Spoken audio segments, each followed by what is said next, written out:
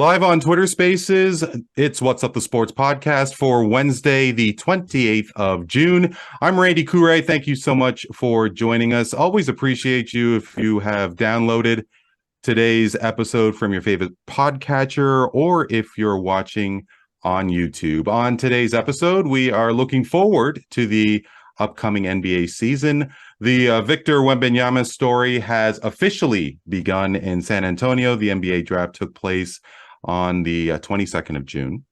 The Detroit Pistons broke the bank, and not for a player, but of course for head coach Monty Williams.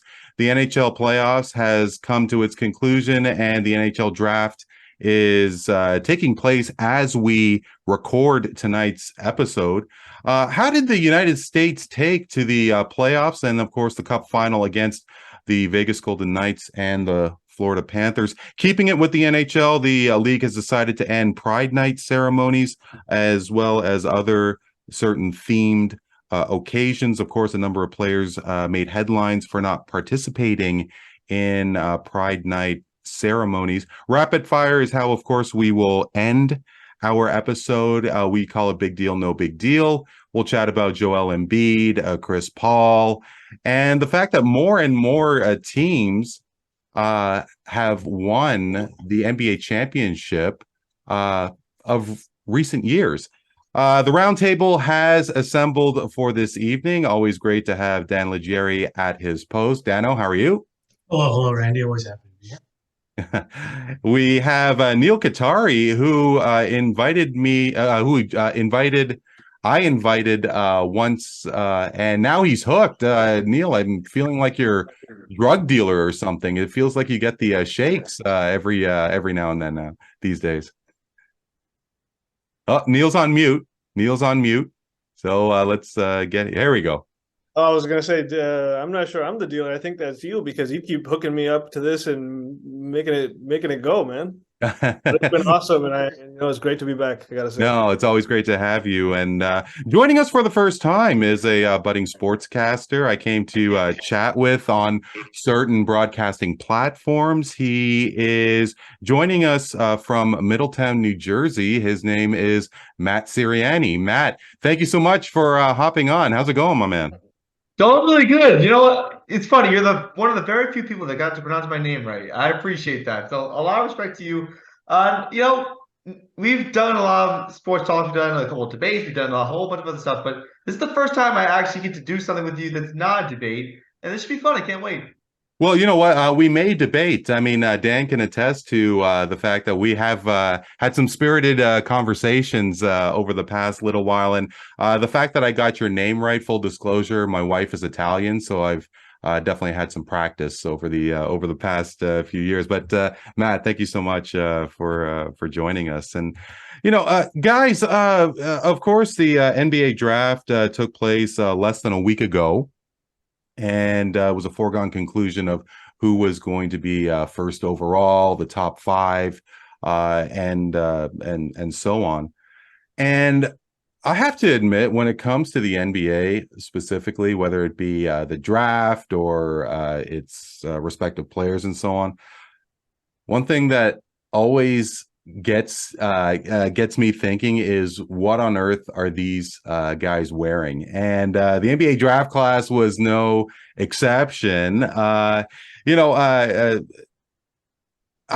know if you guys had watched the recent NBA draft, but in a general sense, to get things started, I mean, when you think about athletes, specifically NBA players, in maybe 10 words or less, Neel, knowing that you're a season seed holder for our Toronto Raptors, what comes to your mind when you think of NBA players and their fashion sense? Call me old school, but it makes me say, take me back to 2003 when LeBron and Melo were coming on stage in suit jackets that went down to their knees and pants that doubled as parachutes. Take me back to those days. Well, Dano, I mean, I know Father Time has changed over the past 20 years for you and me. And obviously, hey, I guess, well, the three of us, especially you, me, and Neel, are in that middle-aged territory. I hate to break it to you if you didn't realize that, but I mean, in terms of fashion in the NBA, how would you surmise it? Oh, and truthfully, I love it. We've been around so long that fashion has come full circle now with bell-bottom jeans back in style and crop tops, and the kids are going to be wearing chuchettos around their baby scooters around their necks again one day, Randy. But I don't know. I've always loved the NBA fashion. I think it adds to the narrative. I think it adds an element of flair and pizzazz and entertainment even that may be lacking in the NHL and other sports. So I'm all in favor of these kids doing whatever they got to do to make a statement, stand out, get themselves trending before, during, and after games. And I mean, Matt, I mean, I guess you would be the tiebreaker in this sense. And I mean, of course, yeah, I mean, you were a couple years younger than us, and I mean, you're definitely more with it in these crazy, the crazy world that we live in these days. I mean, where do you fall with regards to how NBA players and athletes are wearing these days? Well, if I had to put this in 10 words or less, I would say crazy and over the top. Those are the 5 words I have to summarize this up. I think I like the fact that some people get to express themselves through fashion and make a name for themselves and make an impression on executives and coaches and other players on teams, etc. But there were some people, I remember seeing Scoot Henderson's picture. I said this before the show. He looks like he's about to salsa dance up there, but rather than take an NBA draft hat. But no, I'm all for it. You know, if these players want to make a name for themselves through fashion, I'm all for it. It's a little bit too much sometimes, but I can understand where they come from. Well, I mean, I'm definitely with you. And you mentioned Scoot Henderson, and full disclosure, I wasn't really versed in who was going to be a part of the first round of this NBA draft. I mean, obviously, we knew that Victor Wembanyama was going to go number 1. Beyond that, I mean, we did hear about Scoot Henderson a lot. Wasn't overly aware of the likes of Brandon Miller and so on. But ironically enough, the first person that jumped out of the screen for me was Gradey Dick. And of course, myself, Neel, and Dan are coming at you from Toronto, Canada. And Gradey Dick is the newest member of the Toronto Raptors. And I mean, there were some, I mean, that first impression I had of Gradey Dick is, of course, what the hell is he wearing? I mean, it just looked absolutely ridiculous with that ruby sequence jacket. And then I came to realize that he is from the University of Kansas and decided to do a theme on Dorothy from The Wizard of Oz. And, you know, you take a look at certain players who did throw down here, trying to get my screen going. And I mean, some guys definitely did bring it. I mean, take a look at well, you had Derek Lively II. He had a dark red suit jacket and with some black collars, and so I mean, the list goes on and on. But guys, when you took a look at who was drafted and how they rocked one of the biggest nights of their year and of their professional careers, gotta ask you, was there anybody that jumped out in terms of the best and worst dressed? Dano? Well, Gradey Dick had to be near the top of that list, and maybe we just saw him more because he was all over our papers and local media for the next few days. But yeah, he was a bold choice. The rest of them seemed pretty clean, to be honest. Maybe just within today's style of I don't know, a little bit of a baggier look, or maybe the velvet is in. I'm not even sure. I can't speak to it because, like you said, I'm a middle-aged man. Yeah. Sorry, Dan. I hope I didn't offend you. No, not at all. It's a reality worth being honest about. It is. So yeah, no, I'm to go back to my old part. I love it. I didn't. Nobody stood out to me, and maybe that's a good thing or a bad thing depending on who you talk to. Love Grady's red sequence jacket. Neel, how about you? I mean, was there anybody that jumped out as the best and the worst? It seems that you and I kind of share the same sentiment. Well, I'll say this is I think the best suit did go to Gradey Dick, but not for the reasons that you might think. To me, him having the self-confidence to wear that suit told me a lot about his intangibles. Him being confident in who he is and who he is as a person, that's what I loved about his suit. But the worst suit was Gradey Dick's. Come on. He looked like Big Bird's Martian cousin, bro. For crying out loud. You know what? I gotta agree with you, Matt. Before we share my full thoughts, who rocked it and who flopped it?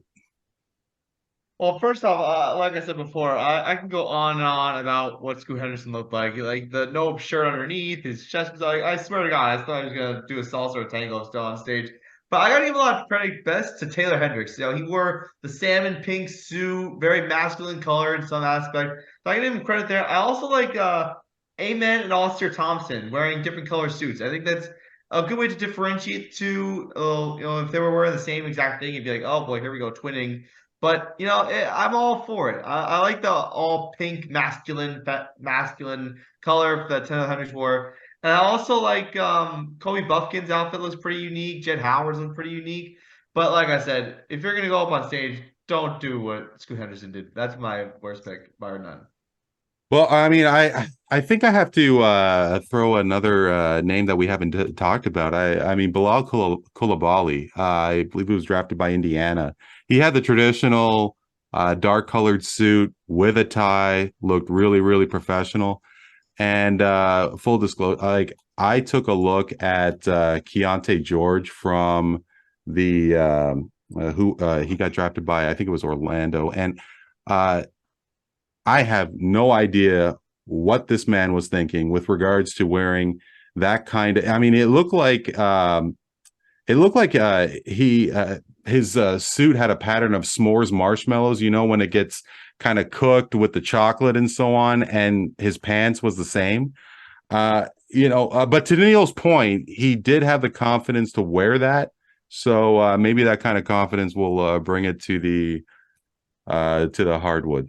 But I feel really dirty in talking about fashion sense. I hate it when they do it on award shows, and here I am doing it and forcing you guys to chime in on this. So I do apologize, gentlemen, as we start tonight's episode. But yeah, let's. Why don't we get right at it? And obviously, there wasn't a lot of surprise with regards to who went first overall. Victor Wembanyama has been touted as the top prospect from the NBA draft since LeBron James. And Dano, it seems that there's everything riding on Victor Wembanyama for the San Antonio Spurs, let alone the NBA. And I mean,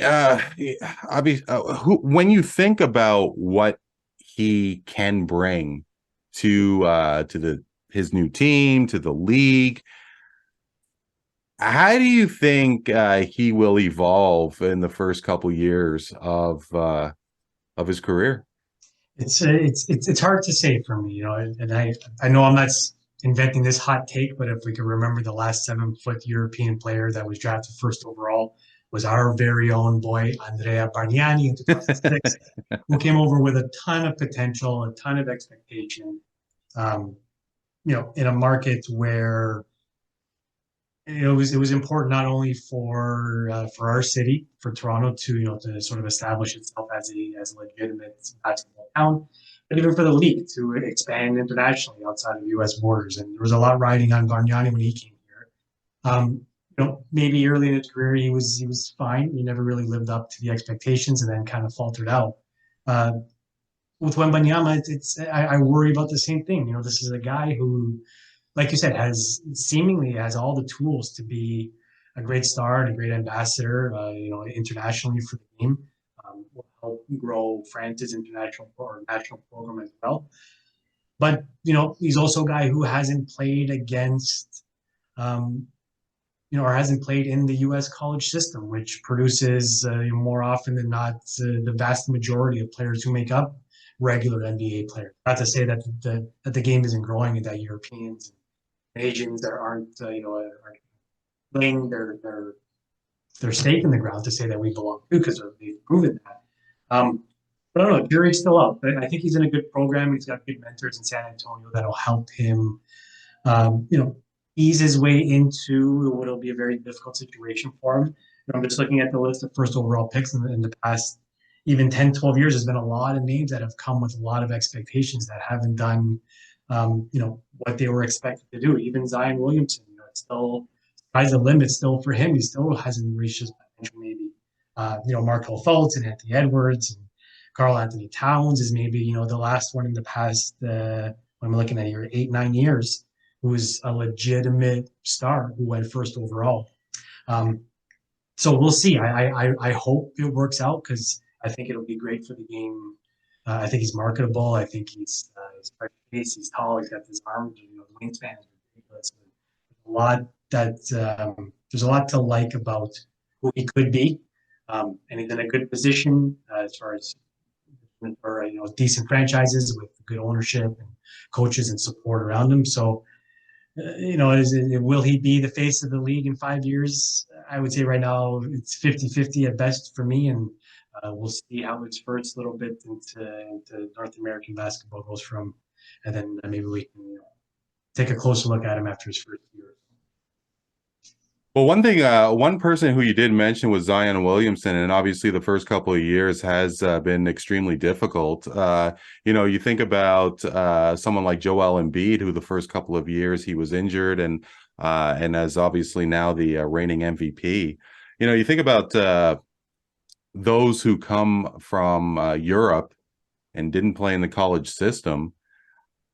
Obviously, you mentioned Andrea Bargnani, but then you have, on the other hand, Luka Doncic. And, with everything that is expected, Matt, you have to think that it's a lock that Wembanyama is going to be the toast of the league in a couple of years, wouldn't you think? Yeah, absolutely. I was going to say that. I think that Victor Wembanyama is a nightmare for opposing defenses to go up against because he's got the shooting skills of a point guard. He can slam it like a center. He can guard in the paint. He can jam it inside. Like, he's got all the tools. And the thing that he needs to put together is he needs coaching. And who better to coach you than new Hall of Fame head coach Greg Popovich? So he's in a great system. I think he got all the athletic capabilities to be a great player in the NBA. And remember, the San Antonio Spurs started their build-up championship with Tim Duncan. Now they're doing it with a guy in Victor Wembanyama who is like Tim Duncan, a generational type talented player. So, and Greg Popovich is still there. So again, it's all going to come down to coaching and getting used to the game. But yes, not playing in college does kind of hurt you a little bit. But when you're playing in European leagues and you're a sensation overnight, coaching is all you need. I mean, Neel, as mentioned, you're a season seat holder for the Toronto Raptors, and I did ask you if you were still going to hold on to those Spurs tickets. And I mean, if something does change, please let me know there. But with regards to obviously the schedule has not come out yet, but I could only assume that Spurs game is going to be probably the game that you're looking forward to the most. Absolutely. I mean, this, as these guys have mentioned, he has the chance to become, a seminal talent, an epic, phenomenal talent, that could potentially bridge the gap between America and the world for good, really. Make this a true international sport that it was always destined to be. But as Dan was alluding to, and, I see the potential, but I also see the potential for some of his attributes to, and God forbid, but hopefully they don't go in the direction that a guy with a 7-foot frame is always going to be at risk of it going towards early degeneration, injuries. These are things that he is more susceptible to simply because of the frame he has and with the lack of muscle he currently has on it. But I do have high hopes for him, and absolutely, it's a new bucket list item. I got to see this guy in person. Well, one person that Raptors fans definitely have high hopes for is Gradey Dick. Of course, he went 13th coming out of Kansas. And, Neel, all reports say that he is a coachable, confident, doesn't take himself very seriously, has a great outside presence and so on. What do you think in terms of what Gradey Dick can bring to the Raptors? Is it Is it one where he'll be a difference maker in his first couple years? Well, his first couple of years, I'd say that's to be determined. But overall in his career, I think it's almost a lock that he's going to end up being a difference maker. And the number one reason for that, I already mentioned some of his intangibles. He's clearly uber confident. He's got the fun-loving, jovial personality. He comes from the pedigree of a Division I program with. He's absolutely had amazing shooting coaches his whole life. His technique, his skill, but it all comes down to he's the type of guy that seems to have a winning attitude and with an elite specialist skill that will never go out of style in the NBA, especially today as the league transitions and has transitioned to being a shooter's league rather than the big dominant inside man league. I had a lot of opportunity since the Raptors drafted him to do a deep dive into Gradey. And of course, I could have used his last name there, but this show is classy, and I will not sink to those. No, well, hey, a last name is a last name. Okay, you can't, you can't flex on a guy because I truly can't wait to see where the depravity of Gradey Dick jokes go to. I'm here for it. But look, regardless of whether the Raptors want to keep this current iteration of this squad going, which I highly hope they do not do, I'm for a rebuild. I think either way, he has a chance to become a foundational piece for us.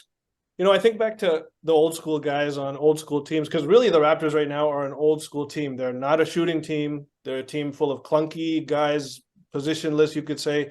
They lack shooting. They were the third worst shooting team in the league from three-point range last year. Gradey Dick shot 41% on threes at a Division I college, top almost up there in the league. I think about guys like Jeff Hornacek, Mark Price. That could be this guy's floor. But when I have high hopes for the Raptors draft pick, I think of guys like, and I may sound blasphemous here, but I think of guys like Reggie Miller. Could he become something like that? Could he become something in between? He himself has said he modeled his game after Larry Bird and Steph Curry, and that's a pretty good combination. And he's sort of turning into that right track. He's sort of got the build and he's got the elite shooting. But I think the best thing about our selection of him is it clearly is telling me that we are prioritizing Scottie Barnes' role in our team. Gradey Dick is a perfect fit next to Scottie. I think that he's more than a one-dimensional shooter. He's an absolutely great cutter, off-ball movement. He's going to create a gravity well on the defense that sucks them in. Eventually, when he becomes this knockdown shooter that he will become, that's going to make Scottie's life easy. They're going to play off each other. And the one thing I will say about the Raptors is the only thing that's clear, these are the two guys that we're moving forward with. And it will be interesting to see who will be joining the likes of Gradey Dick and Scottie Barnes. Of course, there's talk about Fred VanVleet maybe potentially going to Houston. What's going to happen with Pascal Siakam? What's going to happen with OG Anunoby? And however, what is obvious is that a number of coaches have found a new home. And if you're the Detroit Pistons, you made a huge splash with the signing of Monty Williams, and it was to the tune of 6 years and $78 million. I mean, Matt, is this something that the Pistons had to do? I think if you're going to develop a foundation with this young Detroit Pistons team, which is very, very talented. I mean, they were a little played with injuries last year, and they were one of the worst teams in the Eastern Conference last year. But they have a foundation that's very, very positive and very, very optimistic. And I know I have a friend from Detroit who very optimistic about his Pistons. But again, like Monty Williams is one of the better coaches in the NBA. He's a veteran. He's been in the NBA Finals. He nearly won it in 2021. He coached Chris Paul. He coached DeAndre Ayton. He coached Devin Booker up. And you got to remember, it takes a little bit of time to develop a foundation. But I think in maybe 2 or 3 years' time, getting Monty Williams will be the right thing for the Detroit Pistons. Because right now, they're here. They'll be here. And then eventually, if they make all the right moves and play their cards right, they'll be one of the top teams in the Eastern Conference. I think getting Monty Williams was the right move. Well, Dano, I've been really wondering about what the role of a coach is these days. And maybe if you do luck out, if you're a team that hasn't had a lot of success like Detroit, maybe you could luck out, get a signing, and then snowball into a championship winning team. And it just seems that these days it doesn't have to be so much basketball. It could be hockey, name the sport, that the inmates are running the asylum. And of course, I'm talking about the players. They don't like the coach. The coach is gone. How important do you think the coach is with regards to that stability? Because, and I mean, I don't know this 100% for sure, but hey, Nick Nurse won a championship with the Toronto Raptors. The moment things go awry, he's gone. He's now in Philadelphia. I mean, do you think that the Pistons made the right investment with Monty Williams, especially to the tune of 6 years and $78 million?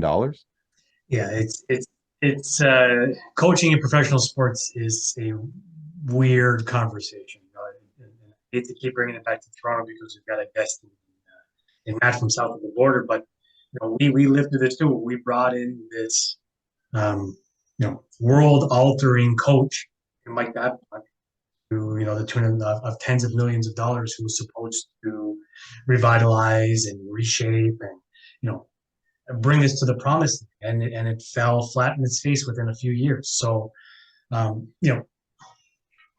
coaching in professional sports, to my mind, is always more situational than it is anything else. There's a ton of guys who know the game well, who got their own tactics and ways of attacking or defending the ball or the rock or the puck or whatever the hell you're trying to coach against.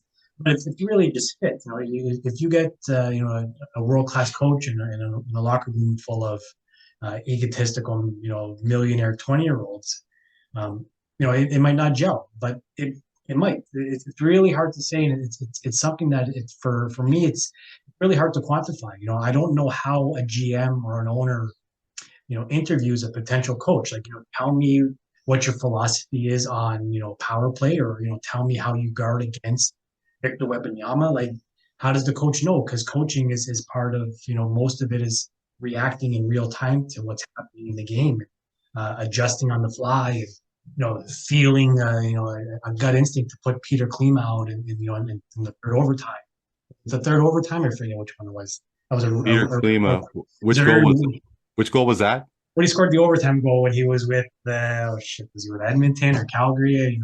I shouldn't have pulled that reference because I had nothing to back. We hear of these stories all the time in sports where this coach just took a flyer on somebody who, they felt was due, or to take a penalty shot, or to was out there with 30 seconds left, or whatever it is. So part of that is just knowing your team, knowing who's valuable where. And honestly, we're seeing that a lot in baseball, even this year, where teams like San Francisco now, Baltimore, even the Tampa Bay Rays were having really good years. Cincinnati Reds are really pouring it on lately, and they're not stacked with hundreds of millions of dollars worth of stars. They've got a lot of great role players. They've got bench bosses who know how and when to use them, even if it's at something as simple as pinch running in the bottom of the seventh, or getting a pitcher out at the right time. We see that a lot with John Schneider here in Toronto, where it just feels like sometimes he's maybe a half step behind the game. So I don't know. I'm going a long way to say that I coaching is valuable, but I don't know that name recognition should play any part in it. Is it really just finding the right guy at the right time in the right system, and trying to get the best out of your players? The NFL is a good example of that. Lots of coaches come in for a year or two, have really good success, and then never coach again. So I don't know. It's hard to say. I would never pay a coach that much money, especially because he's not selling jerseys, or he's not selling tickets, or he's not adding any monetary value to the team. So I think that money can be spent elsewhere. But maybe Monty Williams will work out. Who knows? May I just add a point to hop on what Dan was saying? One way to look at this investment for Detroit is now, is Monty Williams going to enhance the value and development of your young guys? Because you look back when Monty Williams took over the Phoenix Suns, that was the year that the bubble happened. That was right after the year the Raptors won the championship. They were undefeated in the bubble. They beat the Clippers. They beat a number of teams, and they set the trend for that culture that Chris Paul eventually then went to and really took it to the next level. Monty Williams was the one that sparked all of that. And so if they think that Cade Cunningham, Jalen Duren, James Wiseman also, and their draft picks that they've got now, they're just chock full of young guys, and they really need their development to become top level. And if they feel that Monty Williams is a top level developmental guy, motivator, guy that keeps locker rooms together and motivated, it's going to be a very small price to pay for what they're going to get out of it. Yeah, well, we'll see. I'm even with one of my favorite coaches across all sports is Jose Mourinho, and I think he's wonderful not because of any other reason except for he comes with a humility to him. He sort of he's I think he's humble enough to get in tune with what people are thinking and feeling, and understanding the role that even fans play in the development of players. He's been coaching now at I think he's at his 6th or 7th team already. So Randy's point, you get stood up, it works really well. You catch lightning in a bottle sometimes. Right place, right time. You win a championship, or maybe develop some star players, turn a corner. But then, eventually it all falls apart anyway because it's the nature of things. So to your point, Neel, he could come in and replicate what he did before, absolutely. But I don't know that we should be surprised if it doesn't either. That's all I'm saying. Where it really is just a crapshoot in my mind when it comes to this. Yeah, it certainly is. I mean, the reality is like I am a little surprised that Phoenix cut bait with Monty Williams because he didn't have that much of an experience with Kevin Durant, and he does seem to be a player's coach. And full disclosure, because I have never been a real fan of Nick Nurse, and the truth of the matter is that he did win an NBA championship. He needed a star player to do that. And lo and behold, he has a star player now in Joel Embiid and in Philadelphia. So, beyond the coaching aspect and coaches who found a new home, of course, there's a couple of interesting moves and a couple of interesting situations that have taken place. We'll start with the Boston Celtics. They have traded one of their foundation pieces in Marcus Smart. He is on his way to Memphis. And Kristaps Porzingis is on his way to Boston. How much of a surprise, guys, were you that Smart is out in Boston? I'm gonna be honest. I wasn't really a big fan of the move because Marcus Smart is a former Defensive Player of the Year in the NBA, and one of the problems Boston had, I kind of get where Boston was trying to do. They didn't really get the production out of their bigs with Graham Williams last year, so they were trying to make up for it with Kristaps Porzingis.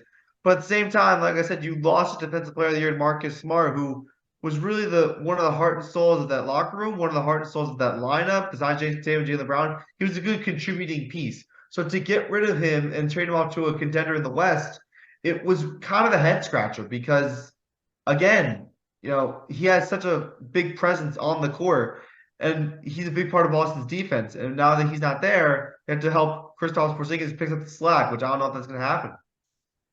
To that point, I had a quick debate with a Celtics fan right after it happened, and Matt, I agree. I don't know that this makes the team objectionably better, but I'm with you. I understand what they're trying to do.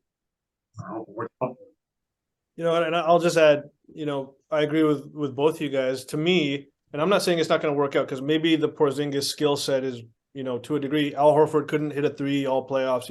Maybe they're trying to address that. But to me, Boston, a soft team, got softer, and Memphis, a tough but immature team, got more mature, and they also got tougher. It reminds me of when Tony Allen went from the Celtics to Memphis way back when and started with Randolph, the grit and grind era. Maybe Marcus Smart really sparks these guys, really takes Ja under his wing, because Lord knows that guy needs a mentor, and they really take off with this. And not to mention Steven Adams is coming back next playoffs. That is going to be huge for them in their toughness and their run next year. Well, I mean, how much of a difference maker is Marcus Smart going to be with John Morant? Of course, he has been suspended for the first quarter of the season for uh, conduct detrimental to the team, for lack of a better term. And of course, he is somebody with some baggage, to say the least. Uh, if he does improve and if he does find his ways, well, would it be a surprise? I mean, is this a project that you guys think may take a couple of years, if at all? You mean Porzingis? I'm sorry, I was referring to John Morant. Oh, yeah. He's Oh yeah, yeah.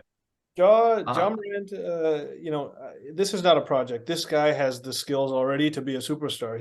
He's proven it in big games. That one a couple of years ago, the series against Golden State, he was dropping 40 points with ease against them.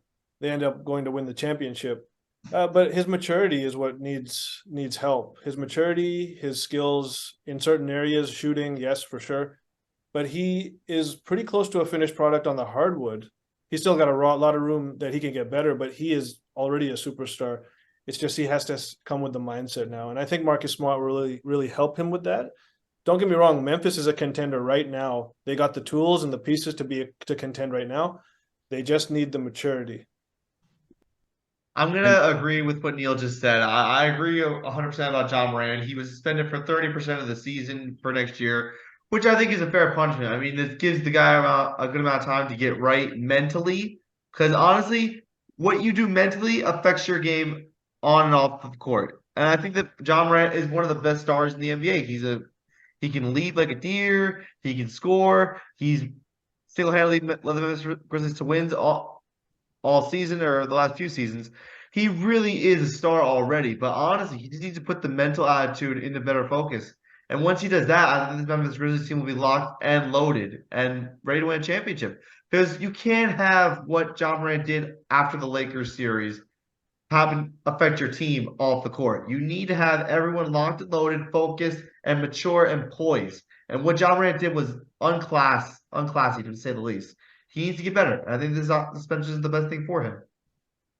And if he does improve, it would be a testament to Memphis as well. They also did ship out Dylan Brooks, essentially fired him for everything that he caused during, especially of the playoffs. I mean, he was a top defensive player as well.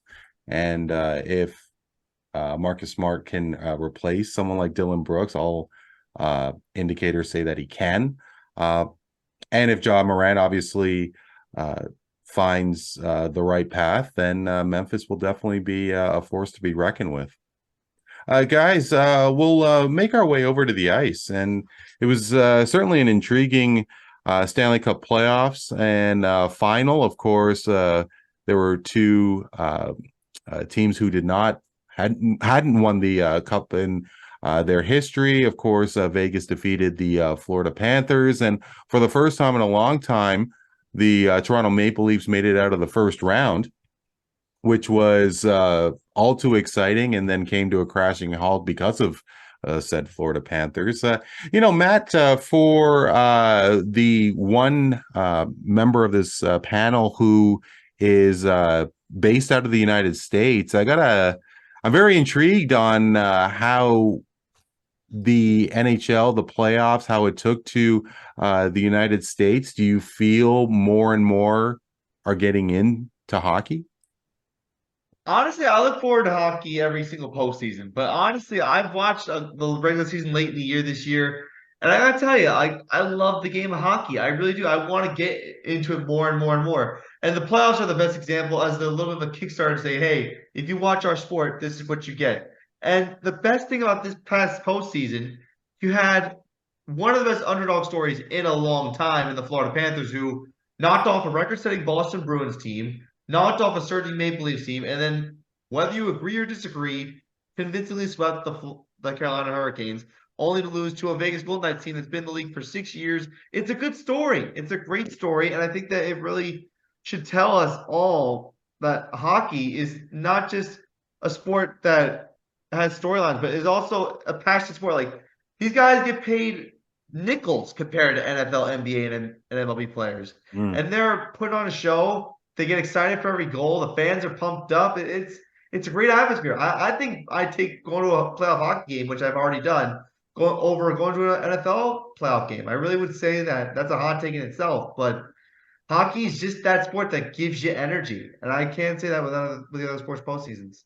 I mean, not to put you on the spot. Obviously, what I'm, it's going to be in a sort of like a high level sense, but with regard to the United States as a whole, do you think that hockey is getting more and more attention? Because there is obviously the term a big four when it comes to sports, and it is obvious that hockey is fourth, especially in the United States. I'm not saying that it has moved a rung, especially over the past couple of weeks, but do you think that hockey is getting more and more attention to your fellow countrymen? I think it is. I think that even though baseball made some changes when it comes to improving the game, the pace of the game with the pitch clock and the bigger bases and no shift, I still think hockey as a whole just gives you more action. There's no timer, no need to call a timeout. Like it's constant action everywhere you look. I think that's what fans are kind of missing. But I think these playoffs as a whole just give Americans like me a sense that there is a sport out there that's could be way more compelling than baseball, maybe even way more compelling than football. I know for a fact it's the ice equivalent of soccer, but it's a sport that really should be paid attention to and taken seriously. And I think that before this postseason, I think a lot of people didn't take it seriously, but I think with the emergence of the Florida Panthers and the story of the Golden Knights winning their first Stanley Cup, I think hockey should put other sports on notice. Neel, of course, you had mentioned to us that you were born in, you were raised in Edmonton, and of course, you grew up with the powerhouse Edmonton Oilers when Gretzky was on the team, and had sort of gone away from hockey, for lack of a better term. With regards to the Cup final, I mean, Las Vegas and Miami are obviously two of the more appealing cities within the United States, let alone North America, let alone the world. There's a lot of flash to the Golden Knights and the Panthers, and I think that alone is a reason for a lot of intrigue with the Cup final and other factors as well. How enamored were you with the Cup final? And the playoffs in general. Well, first, I just want to say I'm not sure how two American teams in the finals is really going to change the game, because it has been 30 years since a Canadian team won the Cup, mind you. That was supposed to be a joke, But... No. I was smiling. I mean, like I wasn't ha, but I mean, like A for effort. My fellow Canadian countrymen are not going to like that joke, I can tell you. Well, we're used to it. As an admittedly, I am more of a casual hockey fan compared to other sports like football and basketball, but I do watch the playoffs religiously, as Matt was referring to. I think actually, if I could just compare, I'd be remiss if I didn't, because what the most compelling thing to me about this whole playoff run was the Florida Panthers. Keith the Chuck. The way that he put on a historically great individual performances, historically great last seed in the playoff sort of run to the finals, and how it just mirrored the other team from South Florida, the Miami Heat, and how they had their own historically great individual run by their own superstar. It was just unbelievable to watch the runs of the Miami Heat and the Florida Panthers to the finals. And I think that was the real story for me, because to me, the NBA finals and the NHL Stanley Cup finals were very lopsided. They really ran into that tank as a little engine that could. They made it all the way to the finals, but then they ran into that tank that they were never really going to overcome. They took a game each. Kudos to them, a gentleman's sweep. But the real story to me was the runs of Jimmy Butler, Keith Chuck, and their respective teams. Dano, I mean, obviously, you and I were born and raised Toronto Maple Leafs fans. Our blood is blue. And for the first time in 20 years, as mentioned, the Leafs made it out of the first round. And of course, they lost in 5 games to those Panthers. And here you have this team in Vegas who goes to the Cup final for the second time in 6 years. They seem to have every indication of being a force to be reckoned with for the years to come. And of course, they win the Stanley Cup, which our beloved Leafs haven't done since 1967. What do you think about it? Well, when you think about the franchise of the Golden Knights, I mean, you have to be absolutely blown away. Yeah, absolutely. But I think that they're in a position where they this is going to say sound strange to say, but I feel like Vegas is in a bigger um, they feel the pressure more to win now than the Leafs do. You know, we can get into a side conversation of how the Leafs are structuring this offseason as an indication that, you know, being a good regular season team seems to be fine enough for this group. Where Vegas never took that approach from the onset of the um, expansion draft, where they took players with the indication or with the intent to be a competitive. When that summer, after they drafted Fleury first, and then a bunch of misfits, as they're now lovingly known, that they were all solid players. Like, we weren't talking about the same quality of players that Ottawa or Tampa Bay drafted their expansion drafts, and they were deliberate in Vegas. And over the years, they brought in stud defenseman in Petrangelo. They traded for Jack Eichel when he was available. They circumvented the cap as much as they could, ice a competitive team to the point where we forget. And in their fourth and fifth seasons, they had to dress 11 forwards nights, 5 defensemen, because they just couldn't afford to put a full roster up. They were, they were desperately trying to bring in not just names, but quality players to build around. Mark Stone included. So yeah, they're and these are guys who, we forget the Leafs wanted in our brass. We wanted Kelly McCrimmon. If he wasn't, I think he was with us for maybe a half season or a season before, with Mark Hunter and them. I think he was part of us, or they wanted him as part of the leadership group, and the smart hockey mind. That's no nonsense guy. He jumps on opportunities when you can. You find value, but you're also not afraid to move guys out, which I think is part of the Leafs' problem right now, where this loyalty to, local boys or guys who've been here forever, or guys that you ultimately, believe in.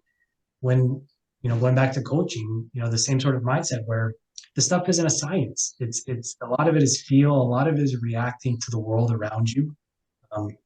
So as a Leaf fan looking at Vegas, yeah, of course you're super jealous. I would love my GM or my ownership to be that aggressive. Oh, that they had this relentless pursuit to always improve, not just, maintain the status quo. And I'll eat my foot if within the next few years the Leafs win a championship, because I still think that they're capable, given what they have as a core, and then bringing in the right pieces to complement them will ultimately be what determines if this team is successful or not. They have an MVP. They have a 100-point winger. They have a 90-point winger. They have Tavares, who's, as much as he might be criticized as your number 2 center, he's still a solid player, and can move to the wing and still put in 35, maybe 40 goals a season. No, couldn't he? He's still a point of player game. But anyway, but I digress. So yeah, it's that this is what sports is about to me. It's ownership and GMs and coaches who are willing to take chances, calculated chances that they think will make your team objectionably better. And I don't see the Leafs doing that. I see Vegas doing that. And just to quickly disagree with Matt and Neel on the Florida Panthers, maybe I'm sour because I'm a Leaf fan, but I can't think of a more undeserving team to go to the finals since Montreal did it a few seasons ago, where I look at this team and I cannot figure out how they got as far as they did. I know Kachuk had an out of his body experience and scoring all these clutch goals, and really taking the team and putting him on his back. Bobrovsky came out of nowhere to be the Bobrovsky of old, in when the first round had already started. But then the rest of this team, Sam Bennett got lauded as this wonderful, forechecking guy. He's just a piece of shit. That's all he is. Sam Reinhart and Radko Gudas. These are guys that are not great hockey players. And even Paul Maurice, was really unlikable during this whole run. Again, maybe I'm skewed. I'm looking at this through leaf-colored glasses. But this whole thing, and constantly complaining about the refs, and this I hope he's not related to you, Matt, but this Nick Siriani level of emotion. I remember him crying at the Super Bowl. It's like, dude, relax, like get in the moment. Oh And, yeah. and be present. Paul Maurice is giving these Winston Churchill type speeches every second game, and it's like, can you temper your reality and just understand that, like the Heat are different to me. Sorry, I shouldn't say like the Heat. The Heat are different to me because I think that they underachieved over the year. I think that they got bit by the injury bug, and I think that they were a better team than an 8 seed. I don't think Florida even deserved to be in the playoff. I know everybody talks about that fateful game against the Blackhawks. Sure. If the Blackhawks didn't beat Pittsburgh, then none of this would have ever happened. Yada yada yada. But that's what Cinderella stories are, I guess. But let's not make them the model of how to build a successful franchise moving forward, because they're not, and they shouldn't be respected for anything more than just getting lucky for a few rounds. And ultimately hitting a team that deserved to be champions because they spent years and years cultivating this locker room, creating leaders, bringing in superstars, supplementing your team with a guy like Jonathan Quick. Had you had no intention of being more than your third or fourth goalie going into the playoffs, ended up being your second because of injuries. But that's what building a team for the playoffs is all about. Having enough bench strength through it, and having the character guys to ultimately win out against fluky teams that come out of nowhere. Well, before, sorry, Neel, just before you chime in, because I'm sure you'd love to, I do want to give a shout out to Jake, who tweeted into the show and said Vegas did a phenomenal job in the expansion draft. Not surprised they won so quickly. Jake, if memory serves me correctly, is a Rangers fan, and he, like our beloved Leafs, have well, I mean, they've had a heck of a lot more experience with the Stanley Cup and making a deep run. They made the final only to lose to the LA Kings. They won the cup in 1994. But Neel, Matt, any thoughts to what Dan had suggested with regards to Florida? I mean, did they deserve to be there? Because I mean, you think about Matthew Tkachuk with how he especially ran and was a real force, especially in the 3 series prior. Sergei Bobrovsky is a Vezina-winning goaltender. Paul Maurice is somebody who definitely has a lot of intelligence to them. However, they did squeak and made the playoffs by the skin of their teeth. Well, I'm gonna just one thing, Dan, I'll say to just sort of disagree with the way that you characterize them as a fluke. Look, the reason that there's 4 rounds to get to the finals or to win the championship is because you cannot be a fluke and win a championship in professional sports. You got to go through 4 opponents, 4 opponents. And Florida not only went through 4 opponents, they arguably beat the top 3 teams in their conference. And then they went against the top team in the other conference. And they ran out of gas for many reasons. You mentioned Paul Maurice. You mentioned Keith Tkachuk. Yeah, Tkachuk and Bobrovsky definitely caught fire, but you got to have the coach that gives those Winston Churchill speeches to get an 8th seed down to the finals. It's got to be part of the equation to pull upset after upset after upset. You got to have that grit.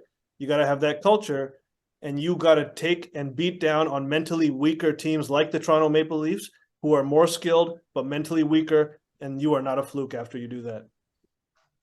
Yeah, I'm going to piggyback off of what Neel just said. When you win a game in quadruple overtime in a playoff game, nonetheless, you absolutely deserve your spot in the Stanley Cup Finals. And also on top of that, these fluke wins That's clutch. They're not fluke wins. They're clutch wins. I mean, coming out in quadruple overtime and scoring a game-winning goal. Scoring a goal in the final 4 seconds of regulation to get to the Stanley Cup Finals. Winning 9 of 11 games by 1 goal. That's clutch. Some of them through overtime. Being undefeated in postseason overtime games. This is not fluky. This is just straight up clutch genes, and I love it so much. And also on top of that, the Florida Panthers were the best team in the NHL last year. They won the President's Trophy. So I gotta say for the record, like, this was a team that was good last year. They were just missing a couple pieces. And when they got Matthew Tkachuk from the Calgary Flames, by the way, that was a shot in the throat to the Flames because they fired a manager or two after that. So really, it all comes down to having the right personnel and being ready for when it comes down to playing the postseason. The Panthers did that, and they did great. So if I could, sorry, Dano, please, why don't you go ahead? I was just gonna say, do you know who that manager who used to be with Calgary, who he's managing now? He's managing our beloved Toronto Maple Leafs. Yeah, I don't know, guys. I say fluke, and again, you have to. This isn't a one and done game where you can sort of come out of nowhere, and beat a team who you shouldn't. You have to have some skill to get through 4 rounds of but I don't know. I don't see this team as, going back to, you mentioned the LA Kings of the early 2000s, or even the Tampa Bay Lightning, or still currently in this, constant mode of being a good team, the Detroit Red Wings of the 90s. I don't see Florida being a good team next year. I don't see Florida being a good team, a Stanley Cup, a legitimate Stanley Cup contender for the next little while. I think last year,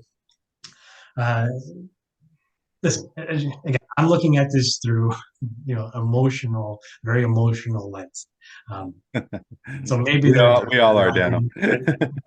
Just like that, I mentioned the Canadians of the 2021 season that went to the finals, that beat the Leafs in the first round and rode that wave all the way to the finals. Florida, the team did against Boston this year. And let's not forget that, as much as Florida didn't beat Boston, Boston really beat themselves in the first round. It wasn't for Allmark giving it away behind the net in Game 5, double overtime. We're not even talking about Game 6.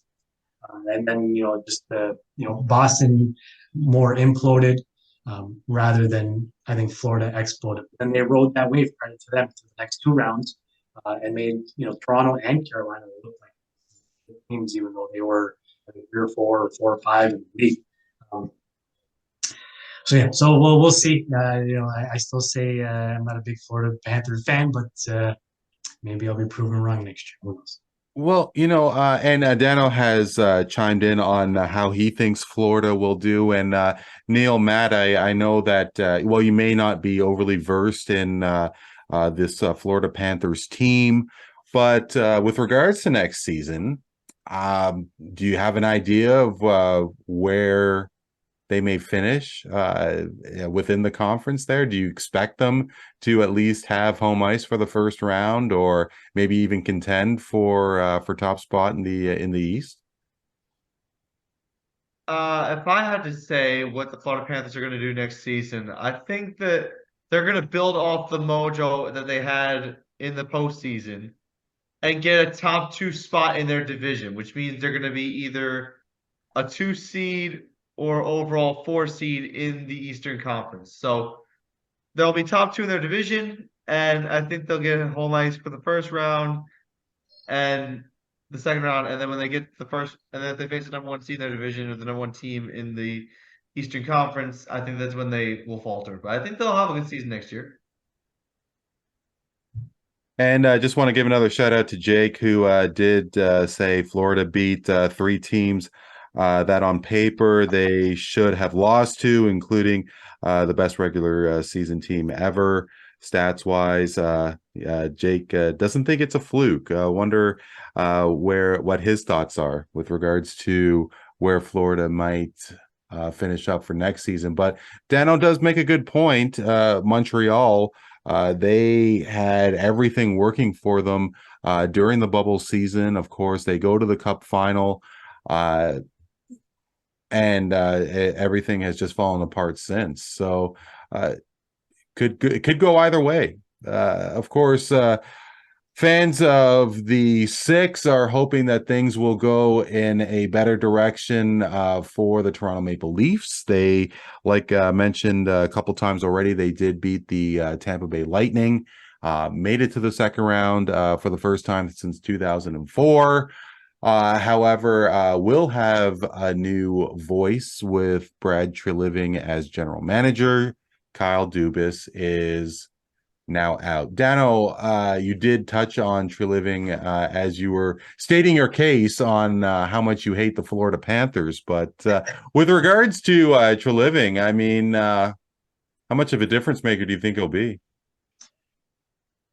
Not much, to be honest. And I sort of alluded to it before, where it feels like what some media has reported up here, where this may have been Brendan Shanahan, the Shanahan plan all along. It's starting to feel like whoever he was going to hire as the replacement for Dubas was told ahead of time that we're going to toe the line. We're going to run it back as much as we can.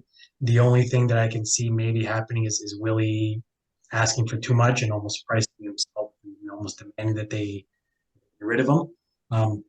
But he's already brought back Kemp. He's brought back Holmberg, two guys that are in the bottom six of this team. So it's not like they're, and if the core four is staying as people have suggested, then it looks like this team's not going to be much different than what it was.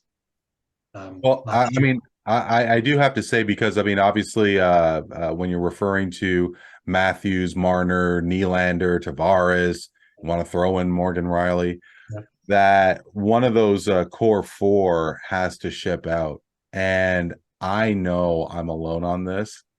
There is something about trading Austin Matthews that I find very intriguing. I know that he is basically top 3 in the league, maybe top 2. But the playoffs mean everything. And obviously he's going to be asking for so much for when his contract is up. Obviously there's a fear of him wanting to go play for an American team. Would you have the guts to trade Austin Matthews, Dano? Yeah, for sure. And this goes across sports. The Edmonton Oilers won the Cup the year after they traded Gretzky. The Seattle Mariners won 114 games the year after they traded A-Rod. Was it A-Rod or when he left? Sorry, was it when Griffey left? After Griffey left. Yeah. The Texas Rangers went on a run. Sorry, after they baseball. Well, the Washington Nationals won the World Series, and it was the first year Bryce Harper left. That's what I mean. So, like, one guy doesn't make any team, and going back to my strong opinion about how sports is more about fit and culture than it is about stars. I don't think anybody should be untouchable. I remember saying a few years ago when Buffalo made it apparent that Jack Eichel had him up again. I would have traded Mitch Marner for Jack Eichel straight up. He's a different player. He seems more of a playoff guy. And at that time, I think the Leafs 2 rounds or so at that point where they had proven that, or shown anyway, that the playoffs were not the same animal for this team as. So, yeah, I think but then again, to the original question of what is living do to this team, I think not much, because I don't know that he would be the right guy to pull off that kind of deal. Say what you will about the return he got for that situation last year and bringing in Huberdeau and Weegar, which isn't bad, but then turning around and signing them to the contracts he did. And I don't know. I don't like what he did in Calgary, and I don't have the confidence that he would be able to shape this team in a way that would need to be done if you're going to ship out your biggest fit and you want to realign. I definitely hear with what you're saying, but he did get a Huberdeau who was absolutely on fire his final season in Florida. And signed him long term. I don't think anybody in the world expected him to have the absolute dog that he did this past season. And same with Nazem Kadri. He was a big part in Colorado winning the Stanley Cup. He signs with Calgary. And I mean, there does appear to be a lot of challenge to get those free agent signings. Tree Living did it in Calgary. Of course, the end result was what it was. And this is my fear, Randy. Where if we're getting back into Dave Nonis, Brian Burke territory, where we're giving big money to guys who haven't proven over the course of their career that they're 100-point players, that did it in one season or one playoff run, or on a second line behind Nathan McKinnon and Mikko Rantanen, or playing with oh my, who's on that line when Huberdeau? Who was the other guy that got 100 points before that year? Barkov, was it? Or right. No, it wasn't, but he was playing with somebody else. But like you're playing, again, and then signing a 30-year-old to an 8-year contract. I don't know that that's how you remain competitive in the NHL anymore. Dubas's strength was finding value in players that performed above their pay grade, not trying to live up to these lofty expectations. And again, say what you will about him. He gave $11 million to three different guys. Finding David Camp for $1.5 million, at the time was a good value. Finding, oh boy, I'm drawing a blank on a few names, but you know what I mean? Well, like you brought in these low-level free agents that weren't expected to carry the team. That belongs with your horses, with your big guys. And Treliving's, it feels to me like if he's going to do what he did in Calgary, give big money to Markstrom after one good year, Huber after one good year, Kadri after. And I'm not saying that these aren't quality players, but they're not the stars consistently that they were in the years prior to signing big free agent money. It seems to be a thing in sports where guys pay above their heads the year that their contract is coming up, and then they end up cashing in. It happens all the time.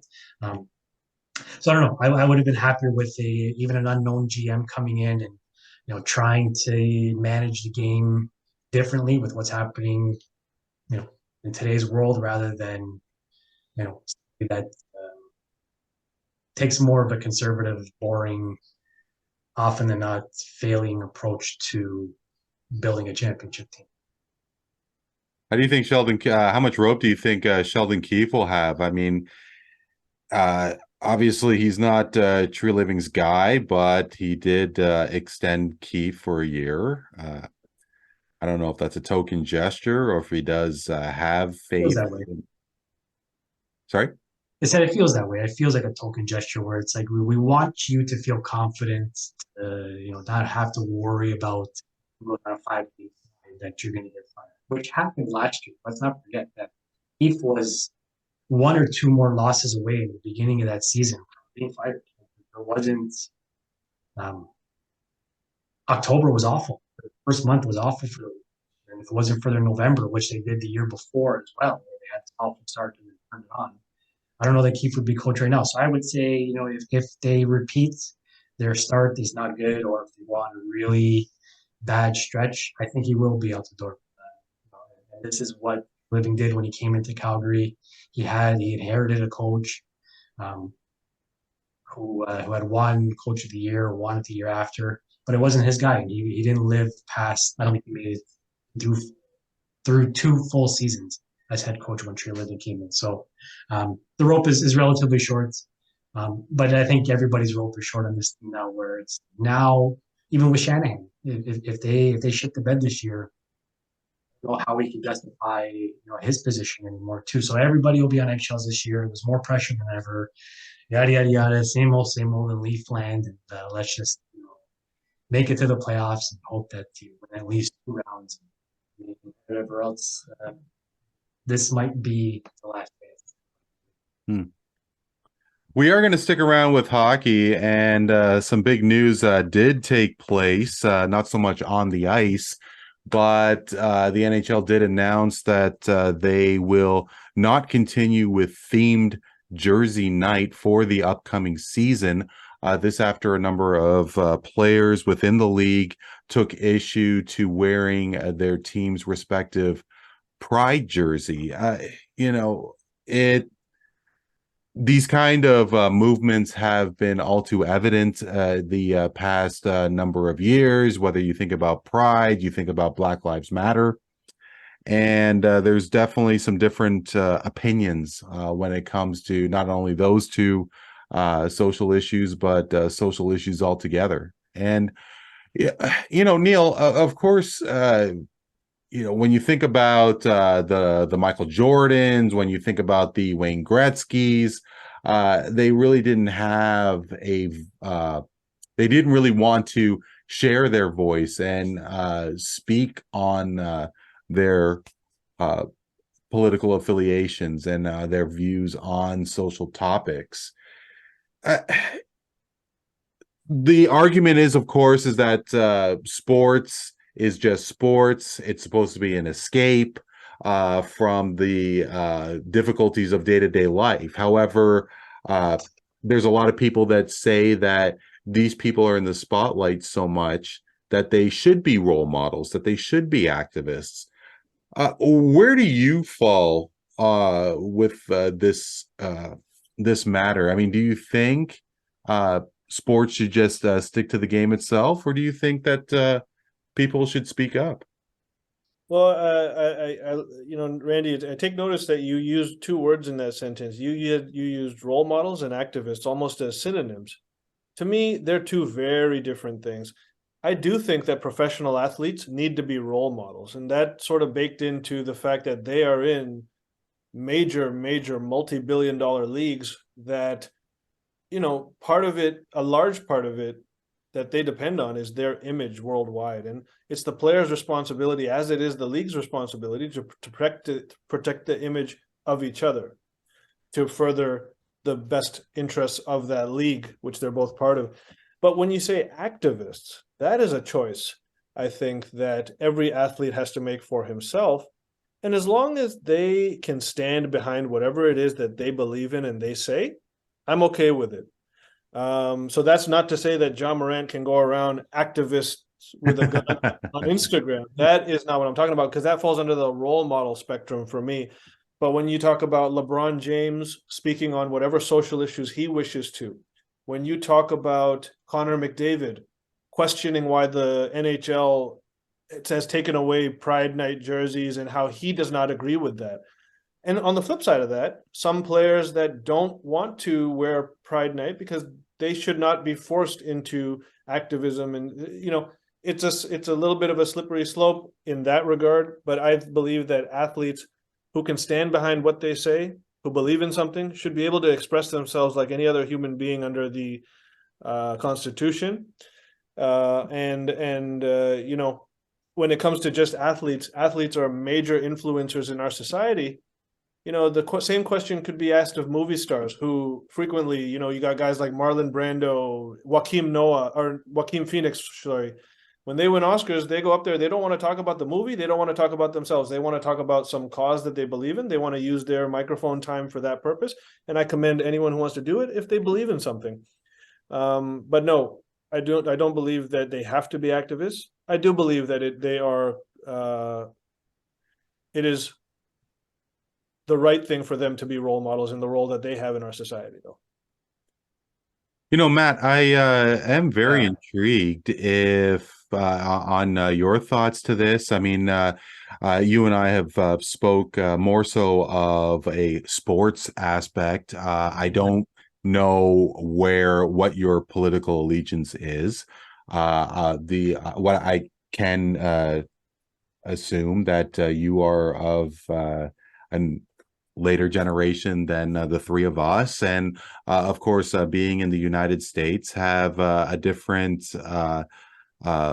consumption with regards to media, with regards to social issues. Maybe it's the same as us, maybe it's different.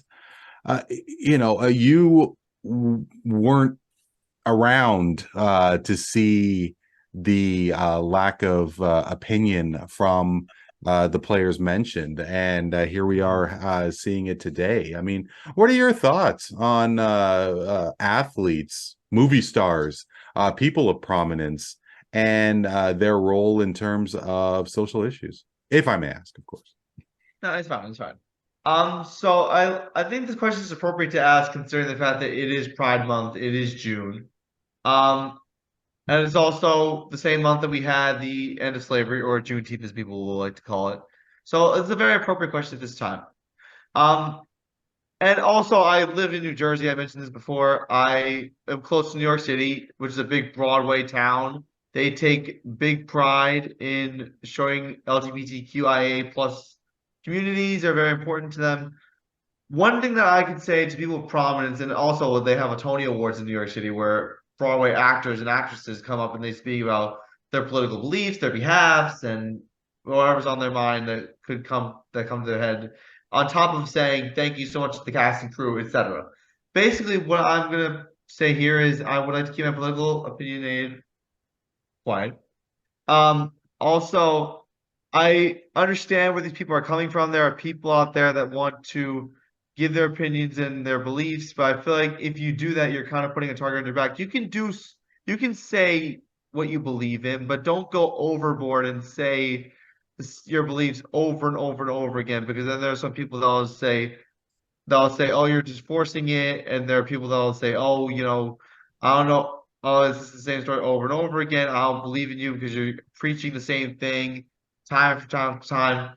There are people that feel strongly about it, but you mentioned Michael Jordan, and you mentioned people like Derek Jeter, for instance. There are people that were in the 90s or the early 2000s that didn't really preach their beliefs because they wanted to keep it on the back end for background stuff and let sports do the talking. I think that's great. We also live in an era of name, image, and likeness in college sports where we're seeing college athletes participate in these charities and communities and help out people of certain causes get and also preach their beliefs. So we live in an era where media has definitely taken over. Yes, I agree. And I am a full generation behind, me being 25 years old. I'm the youngster of this whole group. But again, like I didn't grow up in the era of keeping silent and letting everything do the talking. Now it's like you have to make sure that you do the talking and please the media and please a certain fan base and please a certain audience on top of playing well. And I think while it makes sense, I think that you can limit what you do and say, but also make sure that you get your point across respectfully. Well, I definitely agree with everything you said. However, beyond getting your point across, I think what is lacking the most is listening to the other side of the argument. Mhm. And the one thing that really, really gets to me is when somebody does have a different opinion, that the voice of the criticism and the going over the top saying because you don't support A, you are a bigot, racist, homophobe, and so on. Full disclosure, I sit on the left side of the aisle. I definitely think all people are equal. I definitely think that everybody should have the graces and good fortune that everybody has access to or the ability to have, or and so on. However, I do think that there are instances where we still need to talk about the situation at hand. And, Dano, I mean, with regards to the NHL's decision to discontinue these theme nights for the upcoming season, what were your initial thoughts? Because it did seem that those opposed, quote unquote, won the battle. Yeah, it was strange. The NHL, like any other corporation, Bud Light is a topical one these days. All they're trying to do is bring in as many people as you can into a very fragmented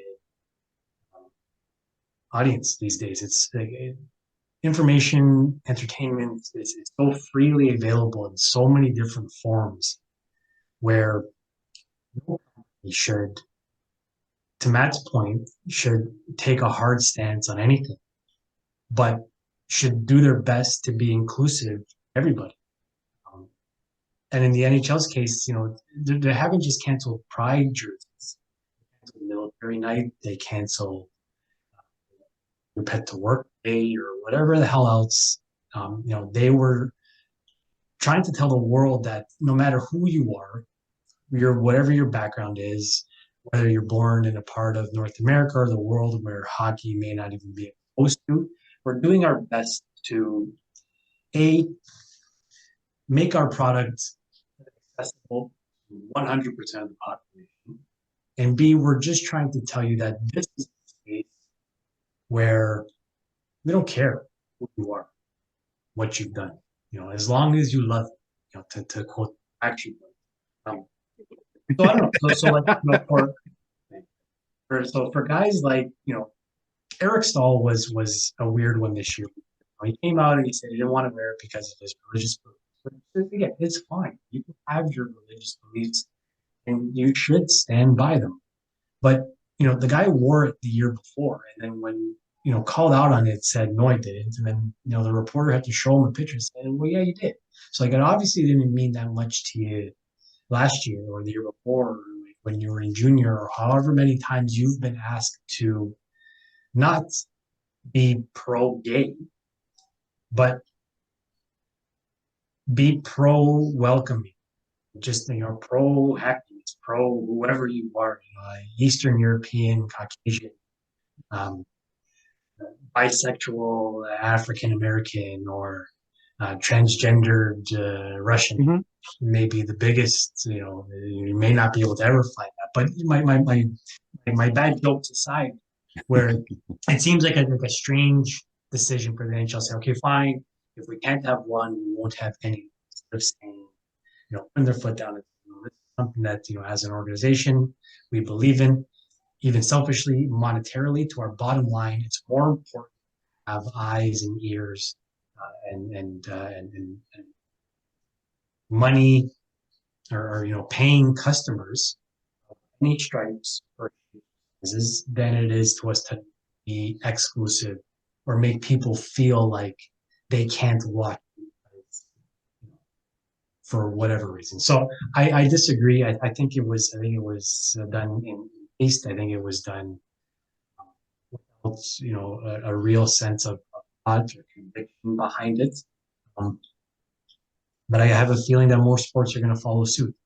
Like, rather than trying to stand up for something and be advocates in the space, they're like, I'm just going to shut my mouth and put out the best product I can, and hopefully, and not ruffle any bad revenue. So I can see this being a trend. And it's a shame because the NHL is normally one of the more forward-thinking, progressive, or maybe because they're the smallest of the four that they have things that nobody else will do, and maybe the other leagues almost demand that of them. Vegas might up shop where now everybody's going to do it. Or maybe the other sports like let the NHL do it first because if it fails, it won't be as we had to build an NFL stadium or MLB stadium that now the A's are going to get, and they show that it can work, and it made it work. So this seems backwards to me for the NHL, especially when it normally is a leader and stuff like this. And I hope that they reverse and they start to celebrate all walks of life again, in the small way that they can, by making or asking that players wear jerseys on televised part of their game. They're not even making that much of an effort if you really think about it. So I would like to see a change. I'm disappointed, and I hope that it. So can I just add a thought, and more of almost a thought exercise?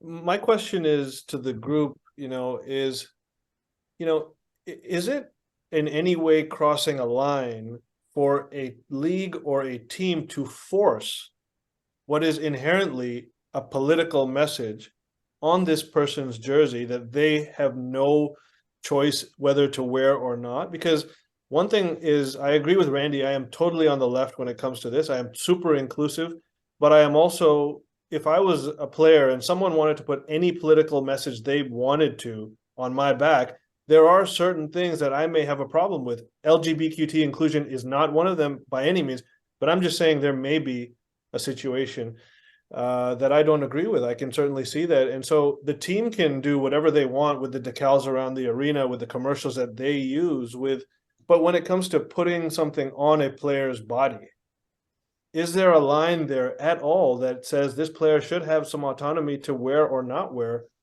what they're essentially forcing me to do? Does that raise some questions about the mentality of what a team and a league are hierarchically, or as a hierarchy? Do they own these players? Is there an ownership there? Because then you're crossing a line, another political question, because we can't get away from it. An LGBTQ Pride Night, there is a political message embedded within the message of inclusion. There is always some element of politics within all of it. But who was forced? Was Provorov wasn't forced, Jim Primer wasn't forced, Northall, they weren't forced. They said, I don't want to wear it, and they didn't wear it. That was the end of the discussion. Nobody was suspended. Nobody was forced out of the league. I think players have that right to do that. But we can get into a different philosophical, existential question where, yes, these players are owned by these teams. This is modern day, gladiators. And they're also mandated to do things in the community, like Toronto, for example. They go visit sick kids every whatever, or they host a charity, or they have a casino night. So if a player is like, well, I don't believe in gambling, as a fundamental right of who I am, I don't want to participate. Just like not wanting to wear any jersey, Pride Night, military night, hot dog night, they're well within their rights. Right. To not do what they don't want to do. And I think that's part of the beauty of what we're trying to maintain here in North America. It's that,